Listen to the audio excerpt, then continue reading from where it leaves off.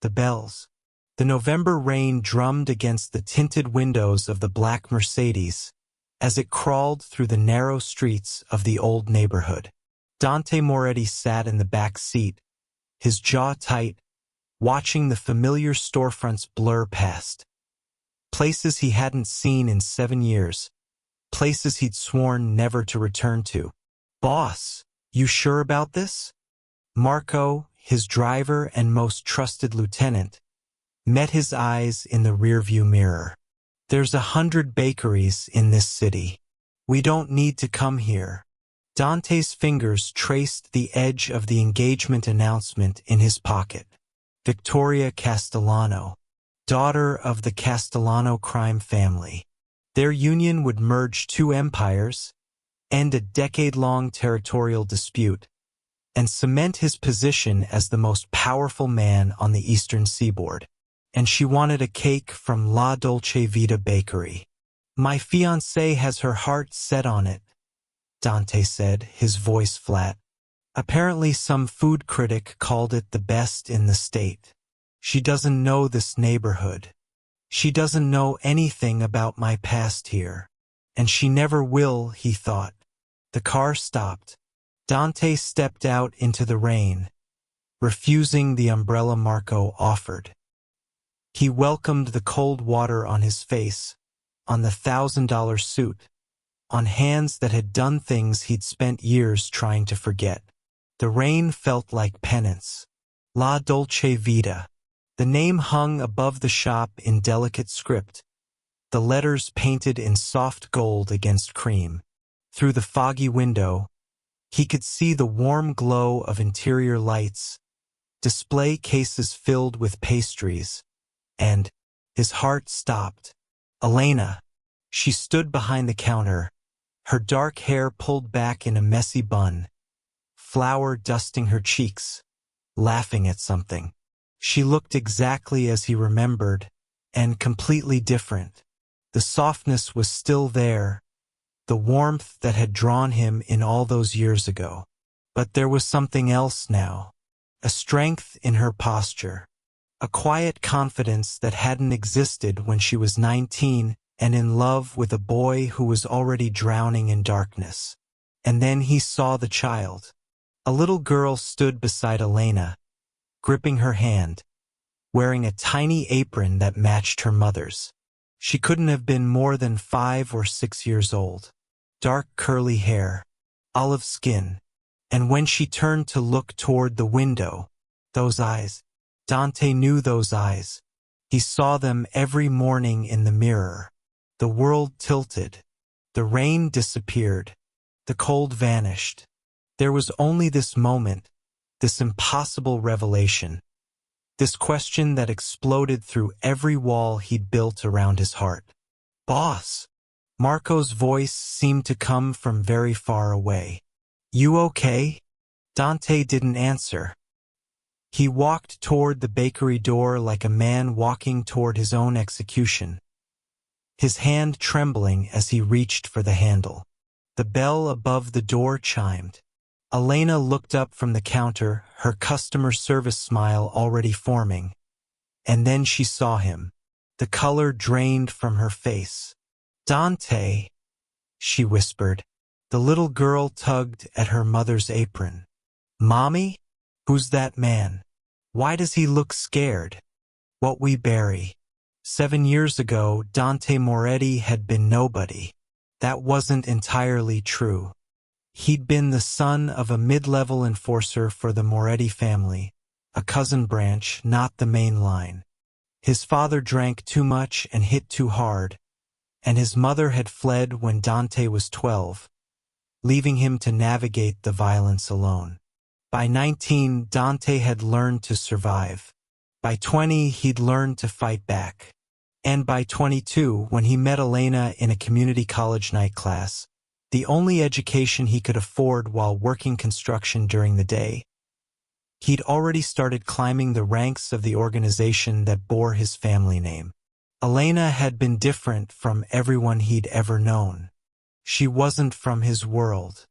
Her parents owned a small grocery store in the Italian neighborhood where the old families still lived, but they'd never been connected to the life. She studied business and dreamed of opening a bakery. She made him laugh. She made him believe, for one brief and beautiful year, that he could be something other than what his blood demanded. "Run away with me," she'd said one night, her head on his chest, her fingers tracing the scars on his knuckles. "We could go anywhere. Start over. Open that little bakery somewhere no one knows our names." He'd almost said yes. But that same week, his father's debts caught up with the family. The main branch gave Dante a choice: pay what was owed through a decade of loyal service, or watch his remaining family disappear. His grandmother, his younger sister Angela, only 14 at the time. So he made a deal with the devil. He gave himself to the organization completely. His skills, his intelligence, his capacity for violence that he'd spent years trying to suppress. In exchange, his family's debts were cleared, and Angela got to go to college, got to have the normal life he'd never have. But he couldn't drag Elena into that darkness with him. So he destroyed them instead. He still remembered the night he ended it. He'd been cruel, calculating, using words like weapons because he knew she'd never leave if he simply told her the truth. He made her believe he'd never loved her. He made her believe she'd been nothing but a distraction, a warm body, a game. The look in her eyes when she finally believed him, that look had haunted his dreams ever since. "Get out," she'd whispered, tears streaming down her face. "Get out and never come back." He got out. He never came back. And 2 months later, he began his bloody ascent through the ranks, fueled by self-hatred and a death wish that somehow transformed into power instead of the grave he'd been seeking. Now he stood in her bakery, 7 years and 1,000 sins later, staring at a little girl who had his eyes. Cracks in the armor. "Sophia, go to the back room," Elena said, her voice steady despite the tremor Dante could see in her hands. "Do your coloring. Mommy needs to talk to this customer." "But Mommy." "Now, baby." The little girl, Sophia, her name was Sophia, looked between her mother and the stranger. Something flickered in her eyes. Recognition, curiosity.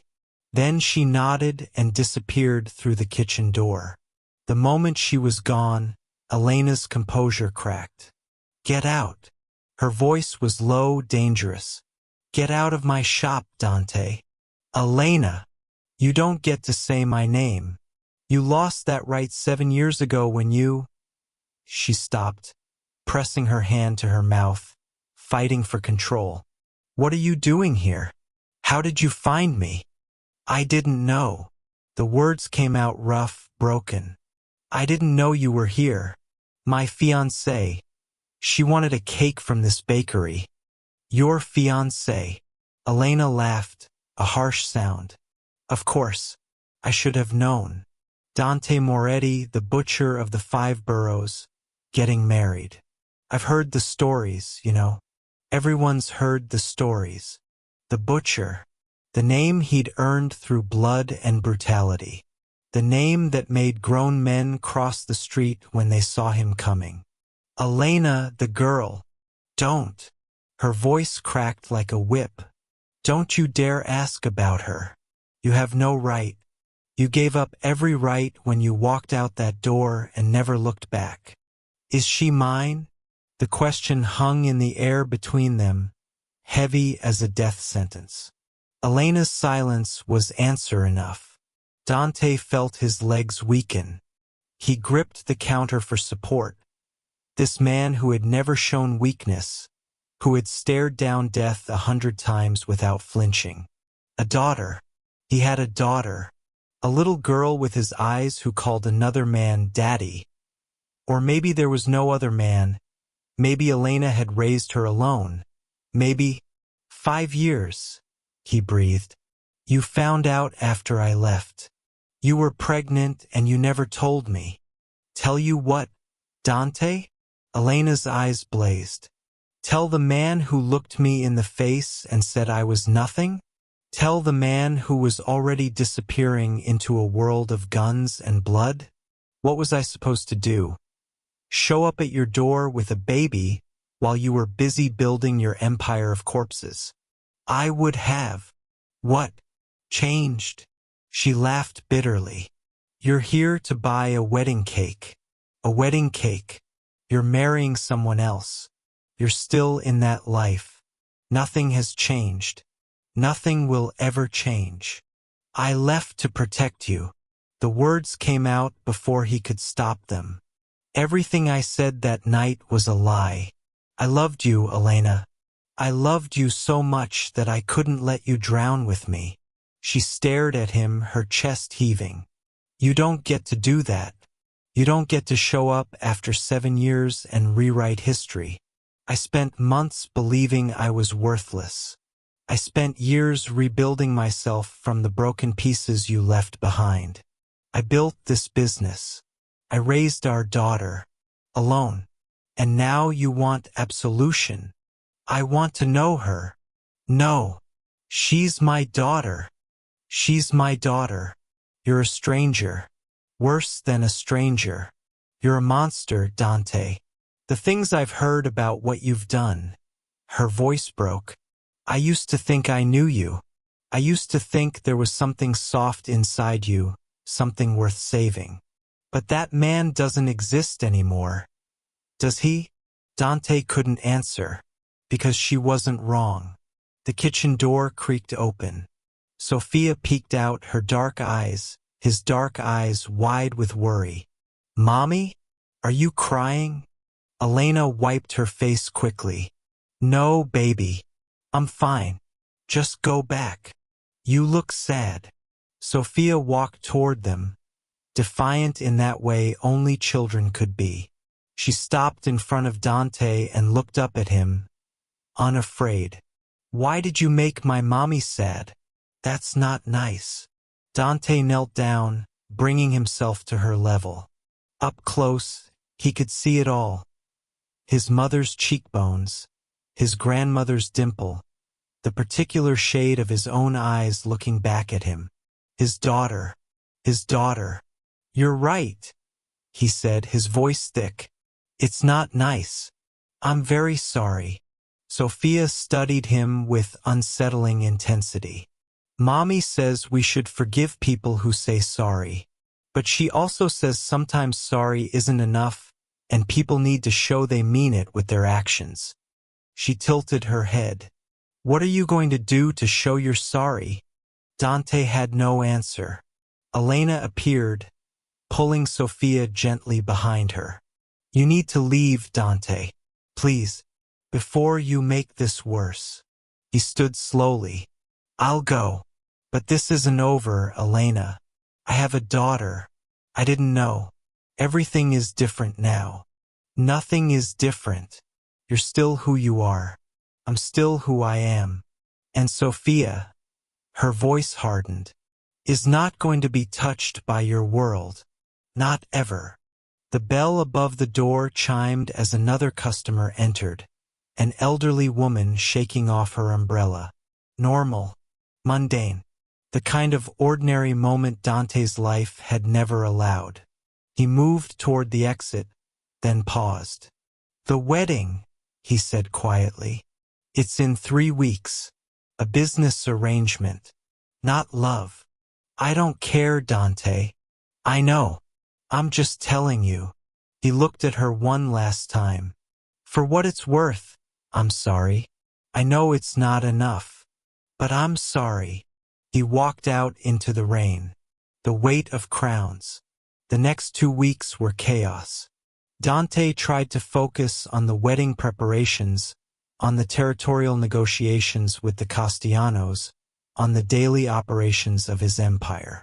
But every time he closed his eyes, he saw Sophia's face. What are you going to do? He began investigating quietly. Elena had never married.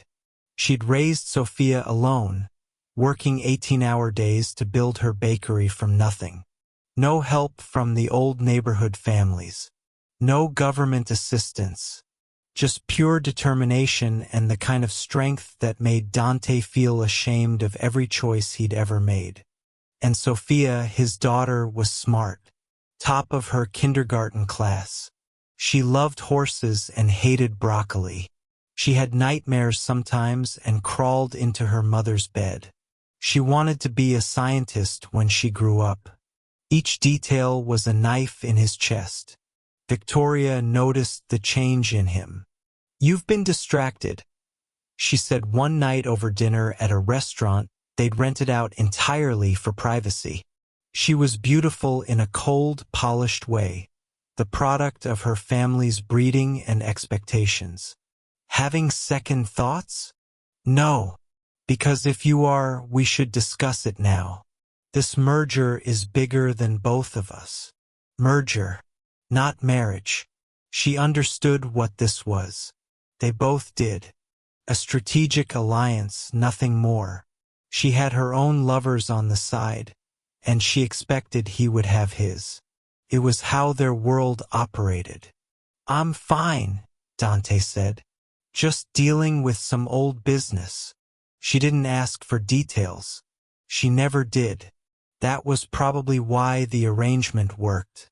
The call came 3 days before the wedding. "Boss." Marco's voice was tense. "We have a problem. Someone's been asking questions about you. About the old neighborhood. About a woman named Elena Ferrante and her daughter." Dante's blood ran cold. "Who?" "Castellano's people. They're doing their own background check before the wedding. Making sure there's no loose ends." "Elena isn't a loose end. She is if they find out Sophia is your daughter. An heir outside the marriage? That's complicated, boss. That's the kind of complication the Castellanos would want to resolve. Resolve. Such a clean word for something so ugly." Dante was out of his chair before Marco finished speaking. "Send everyone. Every man we have. I want eyes on Elena's home and the bakery around the clock." "Boss." "Do it now." He grabbed his coat and ran for the door, his heart pounding with a terror he'd never felt before. Not when facing death himself. Not when staring down the barrel of a gun. This was different. This was worse. Because this time he had something to lose. What fathers do. He found Elena locking up the bakery for the night, Sophia half asleep in her arms. The street was empty, but Dante's trained eyes caught the shadow of an unfamiliar car parked at the corner. Not his men. Not yet. "Elena!" She spun, clutching Sophia tighter. "Dante? What?" "Get inside. Now." Something in his voice must have communicated the danger, because she didn't argue. She unlocked the door and pulled him into the darkened bakery, her eyes wide with fear. "What's happening?" "My fiancé's family. They found out about Sophia. They see her as a complication." Elena's face went white. "A complication? She's a child." I know. Dante ran his hands through his hair, his composure finally cracking. "I never should have come here. I never should have. God, Elena, I'm so sorry. I've put you both in danger. So fix it." Her voice was steel. "You're the great and powerful Dante Moretti, aren't you? The butcher? So do what you do. Fix it." "It's not that simple. The Castellano alliance. I don't care about your alliances." Elena was shaking now, whether from rage or fear. Dante couldn't tell. "I don't care about your business or your power or your stupid wedding. That's my daughter. Our daughter. If anything happens to her, nothing will happen to her." Dante gripped her shoulders, forcing her to meet his eyes. "Do you hear me? I will burn this entire city to the ground before I let anyone touch her. I will tear apart everyone who threatens her with my bare hands. She is mine, Elena, and I protect what's mine." Elena stared at him, and for the first time in 7 years, something shifted between them. She was seeing him, really seeing him, not as the monster from the stories, but as the man who had once held her hand and talked about building a life together. The man who had walked away to protect her, however wrong-headedly. The man who was now willing to destroy everything he'd built for a daughter he'd known for 15 minutes. "What are you going to do?" she whispered. Dante released her and pulled out his phone. His hands were steady now. His mind was clear. He had spent 7 years accumulating power, preparing for wars, playing chess with men who would kill without hesitation. But he'd never had something worth fighting for before. "I'm going to end this," he said. "Tonight." The meeting with Victoria Castellano took place at midnight in a neutral location, an abandoned warehouse that had seen its share of dark negotiations. She came with her father's consigliere. Dante came alone. "You wanted to talk," Victoria said, her arms crossed. "So talk. The wedding is off." A flicker of surprise crossed her face, quickly masked. "That's inconvenient. My family won't be pleased." "I don't care. You should. This alliance was your protection as much as ours. Without it, you're vulnerable. The other families will circle. Everything you've built could collapse." "I know." Dante met her eyes. "But there's something more important." "More important than power?" "My daughter." The silence stretched between them. Victoria's gaze sharpened, calculating. "Ah," she said finally. "So the rumors are true. The woman and the child. If anything happens to them, anything at all, I will hold your family responsible. And I will respond accordingly." "Is that a threat?" "It's a promise. A war with me will cost you everything, Victoria. Your father knows what I'm capable of. Ask him how many of his men I've buried over the years. Ask him if he wants to find out what happens when I stop holding back." Victoria studied him for a long moment. Then, unexpectedly, she smiled, a cold, knowing smile. "You love her, the woman. After all these years, you still love her." Dante said nothing. "How inconvenient for you." Victoria sighed and uncrossed her arms. "Fine. The wedding is off. I'll smooth things over with my father. We'll frame it as a mutual decision, incompatible visions for the future, that sort of thing. No one needs to know about the child. And in exchange, you owe me a favor. One day, I'll collect." It was a dangerous bargain. Owing a Castellano was never simple. But it was a price Dante would pay 1,000 times over. "Done. What we carry home." Dawn was breaking when Dante returned to the bakery. Elena opened the door before he could knock. She'd been waiting up all night, he realized. Her eyes were red-rimmed but alert, searching his face for answers. "It's done," he said. "The threat is neutralized. The wedding is canceled." She sagged against the doorframe. "And what happens now?" "Now?" Dante hesitated. "That's up to you. I'm not going to force my way into her life, into your life. But I'd like the chance. To know her. To be something. Whatever you'll allow. You're still in that world. The violence, the danger. I know. I can't change that overnight. But I'm stepping back. Delegating more. Making myself less of a target." He paused. "I never wanted this life, Elena. I took it because I thought I had no choice. But now I have something to live for. someone to live for. Elena was quiet for a long moment. Behind her, the bakery was waking up, the smell of fresh bread, the warm glow of ovens coming to life. She asks about her father sometimes, Elena said finally. I never knew what to tell her. I just said he had to go away, but that he loved her very much. Did you believe that? I wanted to. She met his eyes. For a long time I didn't. I thought you were just a liar who broke my heart. But seeing you these past few weeks, remembering who you were before everything went wrong, she shook her head. I don't know if I can ever fully trust you again. But Sophia deserves to know her father. And you deserve the chance to be one.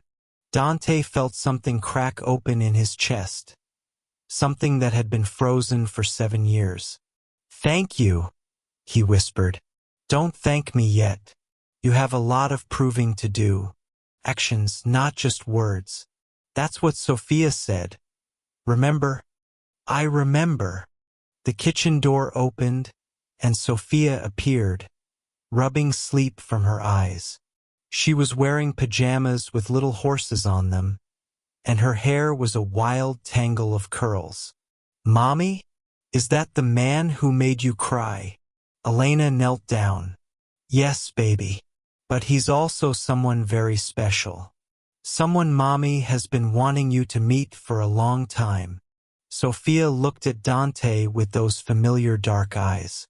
Are you going to make her cry again? Never, Dante said, his voice rough. I'm going to make her smile. And you too, if you'll let me. Sophia considered this with 5-year-old solemnity. Then she walked forward, took his hand, his scarred, blood-stained hand, and squeezed it. Okay, she said, but you have to try my mommy's chocolate cake first. It's the best in the whole world. Dante knelt down, his eyes burning. This man who had killed without mercy, who had ruled through fear, who had believed himself beyond redemption. I'd like that, he said. I'd like that very much. 1 year later, the bakery was packed for Sophia's 7th birthday party. There were balloons everywhere, pink and purple, because Sophia had declared it was impossible to choose just one color. There was a massive chocolate cake with a horse made of fondant on top. There were children running everywhere, shrieking with joy, getting frosting on everything. And in the corner, watching it all with a smile he couldn't quite hide, stood Dante Moretti. He wasn't the butcher anymore. Not entirely.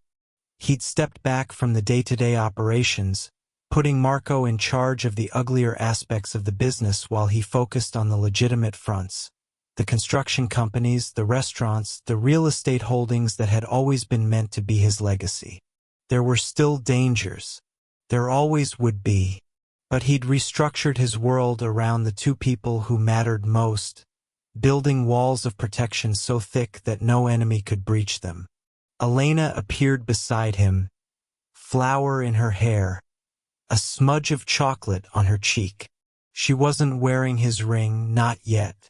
They were taking things slow, rebuilding trust brick by brick. But she'd started smiling when she saw him. She'd started reaching for his hand without thinking about it. She wants you to do the candles, Elena said. Me?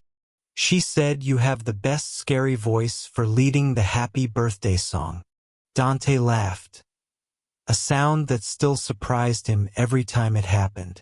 I think that was an insult. Probably. She's your daughter, after all. His daughter. The words still filled him with wonder. He walked over to where Sophia stood bouncing impatiently beside her cake. When she saw him coming, her face lit up with pure, uncomplicated joy, the kind of look he'd never thought would be directed at him. Daddy! Come on, you have to do the candles. Daddy. She'd started calling him that 3 months ago, and every time she said it, Dante felt his heart crack open a little more. He lifted her up. She was getting heavy, growing so fast, and held her close as the candles flickered. "Make a wish," he whispered. Sophia closed her eyes tight, her face scrunched up in concentration. Then she blew out the candles in one big breath, and the room erupted in cheers. "What did you wish for?" Dante asked. "Can't tell you. It won't come true." She grinned at him, gap-toothed and perfect. "But I'll give you a hint. It already came true last year." Dante looked at Elena across the room, at this life he'd never thought he could have, at the second chance he'd never deserved. "Yeah," he said, his voice thick. "Mine too. Some men built empires of power and fear. Some men accumulated wealth and influence and control. But standing here, in a small bakery in the old neighborhood, with chocolate cake on his hands and his daughter in his arms and the woman he loved watching them with tears in her eyes, Dante Moretti finally understood what real power felt like. Felt like coming home.